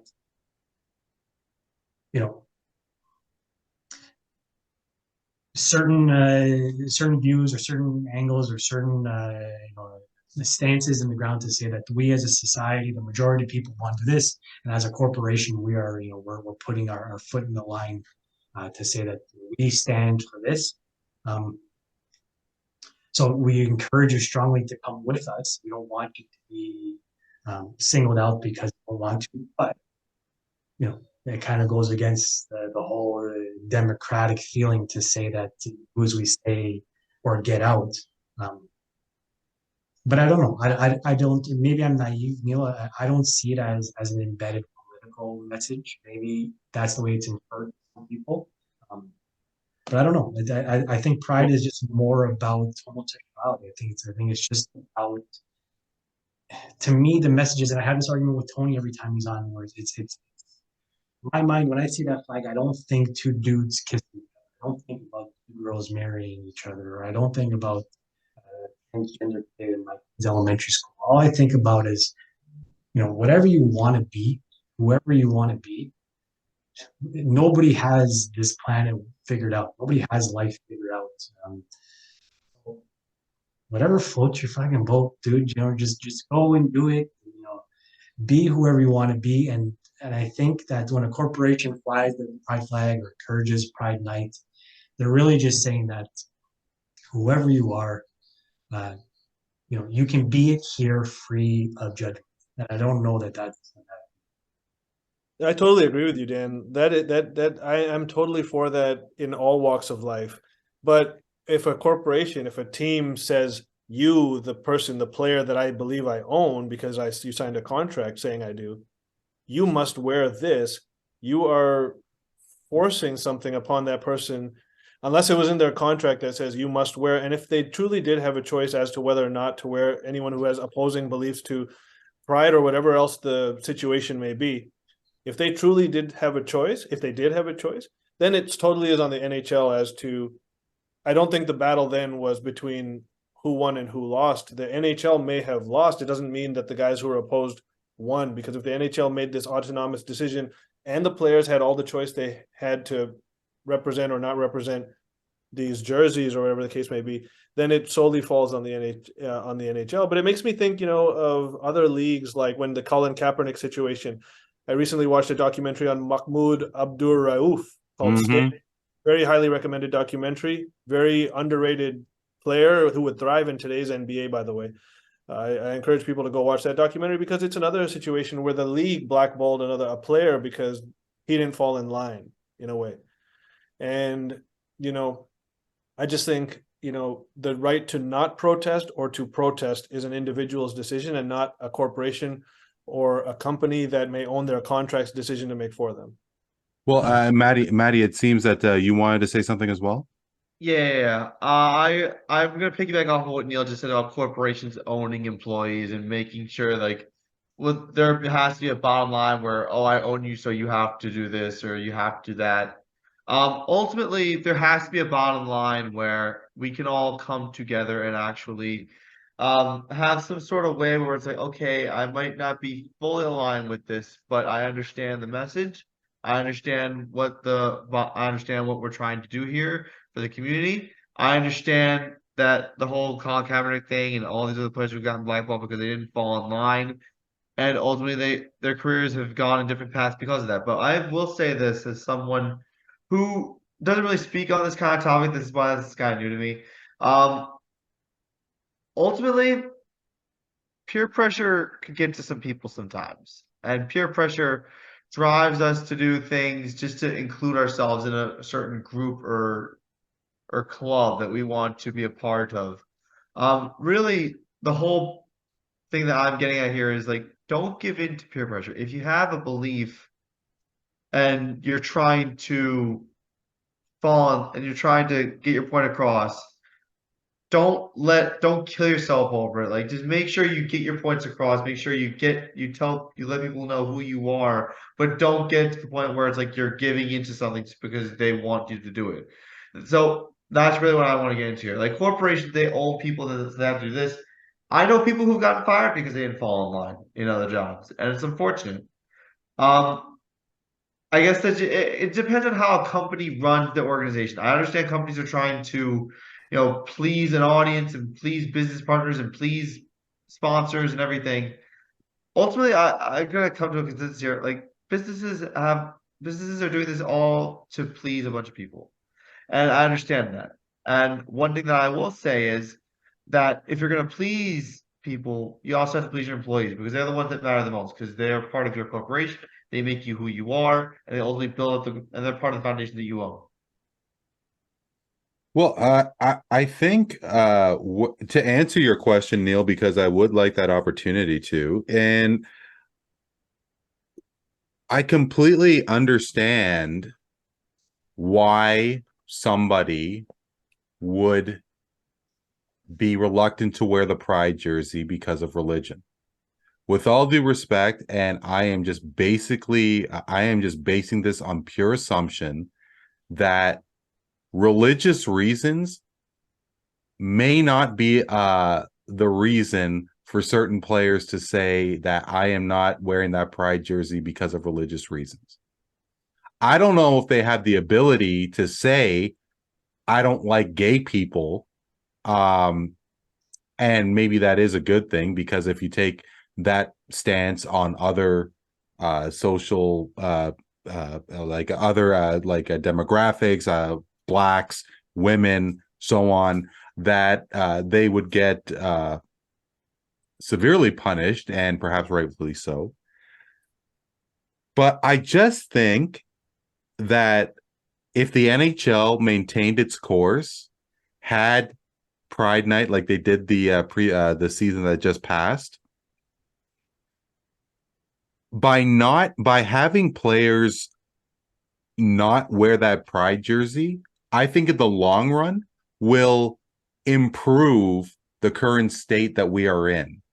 And that is, people are just not able to hear the other side of the argument. I don't think I agree with this notion of every single person wearing a Pride jersey. I really don't, because I think that puts a cloud on the actual situation at hand, and that is some people have different views. And because you have a different view on one thing doesn't mean that you have a different view of another thing, and doesn't mean that you are completely far off on the side of the aisle, whether it be left or right, where you are that different in your thought process for everything. Daniel, you take a look. You said that, and I am paraphrasing, with when you see the pride flag, you don't see a political statement. I could see how some people may misinterpret that.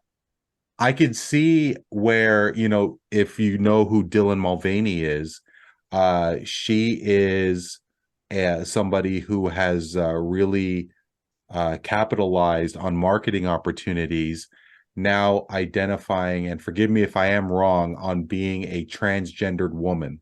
Recently, like I think a year or a year and a half ago prior, she identified as a gay man and is now now a part of Bud Light beer cans, and the outcry is such where Kid Rock had a bunch of 2-4s of Bud Light and took a machine gun and just rifled them all off. I mean, it's just, the reaction is another part of the problem. And I do think that Pride Jersey, Pride Night, and other political theme nights should still take place. I think that we still need to hear, and it seems that the four of us have the similar viewpoint, especially when it comes to pride. I could be wrong. That it just really helps understand the other person's point of view. Yeah, I don't know. I don't know how Kid Rock can shoot up a bunch of Bud Light and say, I'm never going to drink it again. Sure. One breath, and then claim freedom in the next. Isn't freedom that everybody has the rights and freedom to do what they want and live how they choose to live within a certain sort of certain subset of rules that keep us all clean and healthy, well fed. Well, I mean, truthfully, I think that's part of the thing that we have to, as a society, have to eliminate. I mean, don't say freedom when you are doing what Kid Rock did. I don't know. I would like to see. I'm not as courageous a man as I thought I would be in my middle age.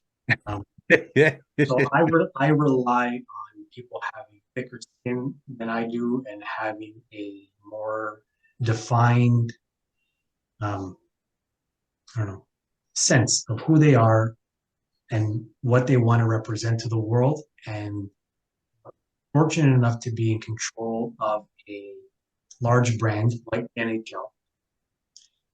I would like to see people in charge of those brands make what might be tough decisions, because you're right, not everybody agrees. Everybody has different points of view, and blindly moving in one direction doesn't lend itself to honest debate, right? Mm-hmm. But I don't know that going the other way serves society as a whole. I completely. You almost have to put your foot down. Gary Bettman's got to put his foot down and say, no, listen, we believe in the freedom and the respect and honor of all peoples, gay, straight, black, white, whatever. And we are doing that in a very small way by one day a year. We're asking our players, not demanding, we're asking our players wear these multi-colored jerseys for 30 minutes during warm-up to show that our brand, the NHL, is inclusive. So now they've canceled that, and the message is what? That we don't care that people are struggling to fit in, or we don't care that minority groups are still being held down, or that rules are still being written for a very select group. I think more than anything, the message is that we were scared of the backlash. then again, and that's where, I can empathize with that because I'm a coward as well, but I don't want people in charge to be willing to fold. If for anything that's meaningful in life, especially when it comes to societal change, changing the laws, rules around bringing as much people with us as we can, and making sure that they feel the same privilege and rights and freedom and respect and comfort. I don't have to walk into the convenience store and have anybody looking over my shoulder. I don't have to worry about having my wedding being protested by anybody. I don't have to worry about losing my job because my accent is not can't be understood by the majority of people. I recognize all my privileges through and through. Whether they're I deserve or not is a different question. But I think that's the point where I think we're trying to get to a point where at least we're trying to say that all people deserve the exact same level play. Do that with a half hour a season. That's what we're going to do. If you guys want to picket that game, and if you want to protest, and if you want to, put up our jerseys or our mascots, plush versions of them, or discussed with our team, then I want the leaders in those spaces to say, so be it. Because I think over time, if you hear what we're trying to accomplish, you'll see that we're not trying to tell anybody that their religion is wrong, that their upbringing is wrong, that their politics is wrong. That's the point, is that everybody's opinions, beliefs, desires belong or deserve to be celebrated out in open. And whether you're a gay Christian a gay Muslim, agnostic or Muslim, or Okay. if you're a straight Catholic, it's all good. Let's not stop anybody from progressing forward. Let's not impede the progress we've made as a Western society. But let's be willing to take that comes with making meaningful moves forward. Well, please, Neel. In my opinion, the best way that the NHL could have handled this is to stick to the fact that they want to represent and they want to raise awareness for pride, for inclusivity, to respect for all peoples. They should have stuck to their guns and they should have kept Pride Night, but they should have come up with a solution in which people and players that don't wish to wear the jerseys have a respected point of view from the league, and they have an alternative option that they could have by their own. Well, I have the solution. I had the solution. So there's 23 players on a team, and we'll use hockey as an example. Have Pride Night, but have a maximum number of players wear the jersey. Do those who want to wear the jersey, put a name in a hat, and let's say that 18 out of the 23 want to wear the jersey, but you only have a maximum of 10, or you only have a maximum of 12. And that would be the messaging, because it would not force those to answer questions that maybe they don't want to. I don't know if they should be forced to answer these questions. I don't know. What is the solution, right? Well, But I think it does continue the dialogue of identifying these difficult social matters, but it also doesn't change the narrative of why such nights like Pride take place. And that's just a solution I just came off the top of my head. We're not going to obviously solve this topic during this episode, but it really is a good discussion to have. Absolutely. Guys, listen, from the heaviness of that particular discussion, why don't we end things off on a rapid fire segment, Matt, that I like to call Big Deal, No Big Deal. I'm going to throw a scenario at you, and you're going to tell me if it is, in fact, a big deal or no big deal. So, Neel, of course, the reigning MVP, as we had briefly discussed during tonight's episode, was that Joel Embiid is the MVP. He is the first most valuable player not to make it, to the conference finals. And he has had a number of opportunities to do that. Of course, there was a lot of discussion on whether someone like Nikola Jokic should win the MVP 3 years in a row. The fact that Joel Embiid is an MVP, having never made it to the conference finals, is that a big deal or no big deal? Oh, that's a huge deal. You know, for me personally, as a sports fan, someone who analyzes sports, to me, a great player, their accolades, their individual accolades are part of the equation when you talk about their legacy. But to me, you have to have the winning pedigree for your regular season accomplishments to hold the weight on the table. If all you have is regular season accomplishments, but you're not a winner, because winning is done in the playoffs, not in the regular season, then your regular accomplishments really don't mean that much to me. And that's why, this year we crowned a new MVP, which was Joel Embiid, and he certainly did deserve it. You know, he was a very close second the last couple of years to Joker, and this year they were neck and neck, in my opinion. And, you know, it could have gone to either guy. I would have been happy. But it proved, once again, Embiid proved that he just is not the same player in the playoffs. I want to give another thought exercise to you guys just to think about. Imagine you switched Jokic and Embiid. You put Embiid on Denver and you put Jokic on Philadelphia. I think Philly is still going to go to the NBA Finals. They may not win, but they're going to the finals. But Denver, I'm not sure, is getting past Phoenix in the West. They may go out in the semis. Look at Embiid's numbers. In the last 3 years, he averaged regular season, the last 3 years, 3 years ago, 29 points a game, 2 years ago, 31 points a game, and this past season, 33 points a game when he won MVP. But in the playoffs, those same 3 years, 3 years ago, he averaged 28 points in the playoffs.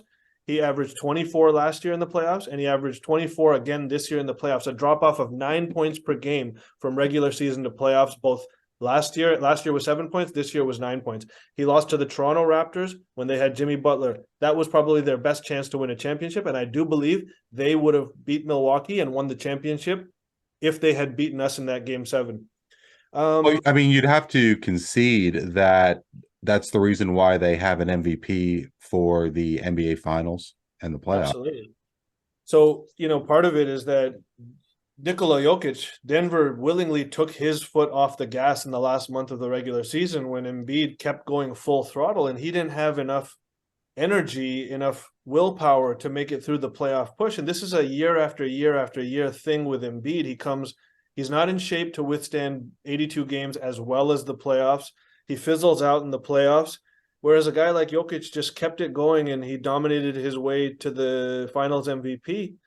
And so when it comes to a regular season MVP like Embiid, it is a big deal that he hasn't made a conference final, because if you've done everything that he has in his career and you haven't made a conference final, to me, you're not a winner yet. You may be a good player, but you're not a winner.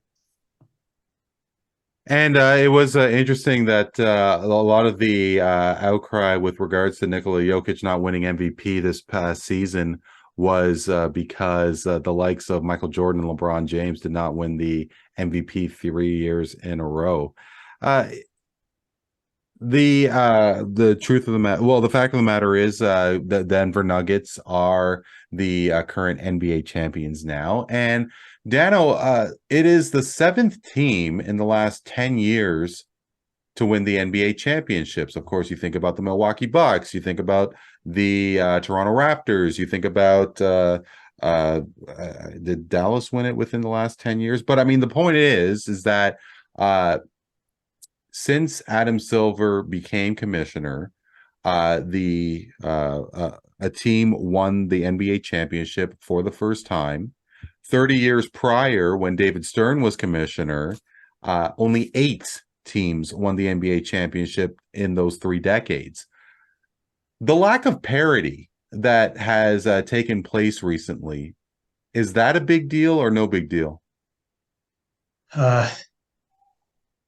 Depending on what is big deal good or is not big deal good.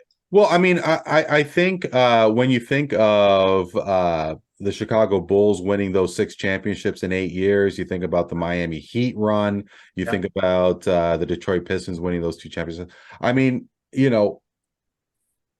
is it good for, is it I guess a big deal in a sense that with regards to more teams are now winning the championship now, the wealth is being spread. I mean, is that a big deal that more fans are tasting the sweet victory of success, or is it not a big deal that whoever wins it, and if they win it X amount of years in a row? On the grand scheme of things, I don't think it's a good thing. As much as we don't want to admit that we enjoy seeing the same teams win over and over and over again, but it's what drives attention. It's what makes it exciting. It's what you want to see the Patriots fail year after year after year. You wanted to see the Heat not win those, not 4, not 5, not 6, not 7. You didn't want to see them win, but you love that they were there because you hated them. So I think it's good. I think you're growing the game on a more macro level, on a more micro level, where you're getting the city of Utah involved. You're getting Toronto, by extension, all of Canada involved. Who would have thought that we would have saw 2 to 3 million people downtown Toronto for their parade? I was one of them. Right. So those things are exciting for the league because you're growing it, but you're growing it regionally. If Wembanyama, going back to our first topic, is a player that is projected to be, it's great for the game internationally, but is a basketball fan in Kansas going to care about how much the French are into the NBA these days? No. And that might be the trouble with drawing large numbers to, I haven't seen the numbers for the NBA final, but the NHL finals a viewership number, especially for live, because it was 2 non-traditional hockey markets. Matt said it earlier in the podcast where he's becoming an even greater hockey fan day by day because of the success of these smaller teams, and because you can see a city like South Florida or Miami or Vegas rally behind their team that, in the traditional sense, doesn't have a prayer against big market teams. Maybe not so much in hockey, but basketball, the same thing. Against the Lakers and Celtics, and I don't even know who else. Heat, I guess, is in that category. The Bulls, the Spurs back in the early 2000s. Right, it's fun to see these teams come out of nowhere and win the championship for your city.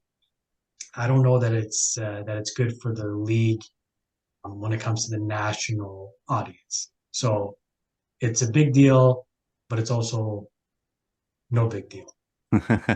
Well, I mean, I remember all those years ago, before Golden State went on their run, that Golden State was just another team, and they've just captured so much attention. And it'd be interesting to see if a mid-market team like Denver, the Denver Nuggets, if they're going to attract that attention too, because it does seem like they have the tools to make a good run. I do want to give a shout out to was somebody going to say something? No. Okay. I want to give a shout out again to Jake, who did chime in saying that Embiid is not his MVP. He is more of a Jokic guy. So last and certainly not least, Chris Paul is headed to the Golden State Warriors. He was that close in 21. Of course, his Phoenix Suns lost to the Milwaukee Bucks, but he is on his way to the land to the Bay Area with Steph and Clay, and well, not Jordan Poole, but that's another story. Matt, I mean, Chris Paul heading to the Warriors. Is he is he gonna be that kind of difference maker? Will he be a big deal or no big deal? I'm going to be honest, in the grand scheme of things, of whether he'll be an impact player, I think it's no big deal. And the reason why is because if you look at his points per game, his minutes per game, they've declined over the last 2 seasons as he's gotten older. They have Steph Curry, they have Klay Thompson. They're going to try and get Draymond Green back financially. I don't know how they're going to do that. I can see Chris Paul coming off the bench and being a good facilitator on the court, but I really don't see him making a huge, tremendous difference with the Golden State Warriors on its own. For me, it's no big deal. You know, I guess it's a lot different for Chris Paul going to Golden State than somebody like Kevin Durant, who went there in the prime of his career and got those 2 championships. And it does seem that Chris Paul, I know a couple of years have passed since his time in Oklahoma City, and that he took Phoenix to the final. They did have that spurt when they were in the bubble. But he is one of those guys that a lot of people are pulling for, and myself being one of them. You know, it would have been nice if he did go to a different team. I don't know, that maybe semantics, but if he will win a championship, you know, it would be obviously the first in his career. So, listen, guys, I just want to thank you for a great chat. Matt, you did an incredible job with 3 old geezers from outside of your country. How do you feel after today? I feel great. Hopefully I can do this again. I mean, this is a great experience. Thank you, guys. No, always definitely looking forward to doing it, and hopefully we can get you back soon. Dano, I hope I didn't offend you, you know, with this realization that you know, I mean, and now you are obviously like a good 5 years younger than me. So, you know, my eventual demise is going to be a lot sooner than yours. You realize that? I'll race you to it. Well, let's say it again. I didn't catch that. I said I'll race you to it. You race me to it. All right, sounds good. Neel, thank you so much for everything. Really appreciate you. And hey, we'll do it again soon. All right. Absolutely. Thank you, guys. No, definitely. For Dan Leggieri, Neel Katarey, and Matt Siriani, I'm Randy Katarey. This is What's Up the Sports Podcast. All information you could find at whatsUPodcast on Instagram and Twitter, as well whatsUPodcast.blogspot.com. Hope you're doing well and keeping safe, and we will talk to you next time.